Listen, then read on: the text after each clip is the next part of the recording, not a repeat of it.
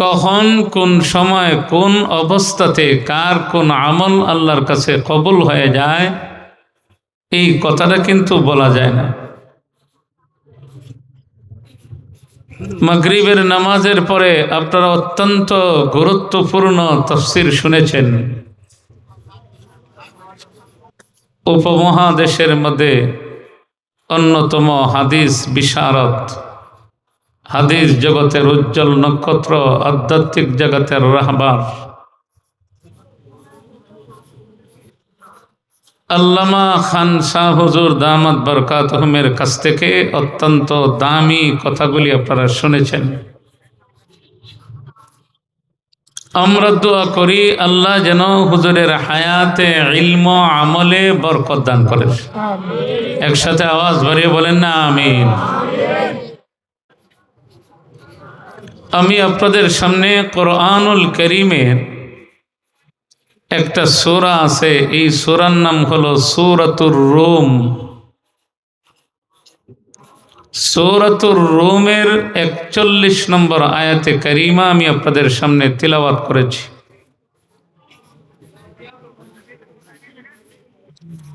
আয়াতের আলোকে ইখলাস এবং আমলের নিয়তে যেন আল্লাহ কিছু কথা বলার তৌফিক দান করেন।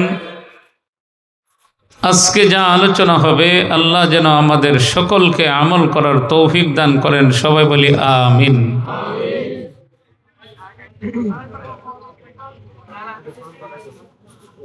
স্থলে এবং জলে বিপর্যয় নেমে আসার কারণটা কি? বিভিন্ন সময়ে বিভিন্ন প্রেক্ষাপটে আমরা অনেকগুলি পরীক্ষার সম্মুখীন হই।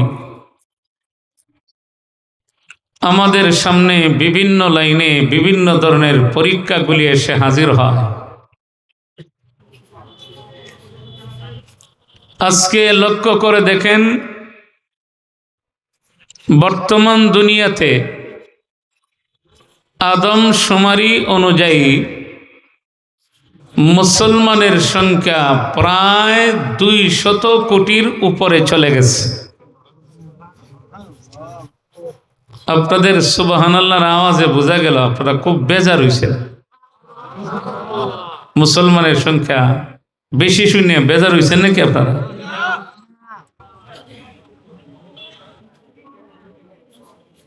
এত বিপুল সংখ্যক মুসলমান অতীতকালে ছিল বলে ইতিহাসের পাতায় কোনো প্রমাণ নাই।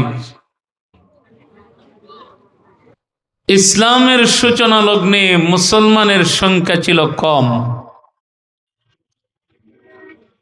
আওয়াজ বাড়াইয়া বলেন বর্তমান সময়ে কম না বেশি? আর আওয়াজ বাড়িয়ে বলেন কম না বেশি? যতদিন যায় মুসলমানের সংখ্যা কমে না আরো বাড়তেছে? যতদিন যায় তত বাড়তেছে। অথচ ইসলামের সূচনা লগ্নেই, সূচনা লগ্ন থেকে শুরু করে অদ্যাবধি পর্যন্ত,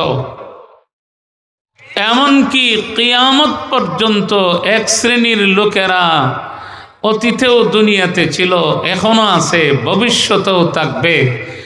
এদের একটাই টার্গেট যে বিশ্বের মানচিত্র থেকে ইসলাম এবং মুসলমানের নাম চিরতরে মুছে ফেলা।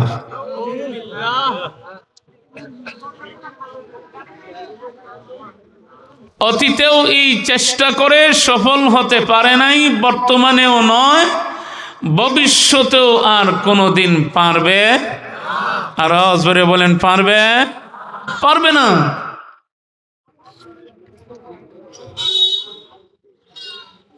অতীতে যারা ষড়যন্ত্র করেছে ওরাই ইতিহাসের আস্থা করে নিক্ষিপ্ত হয়েছে, অপমানিত হয়েছে।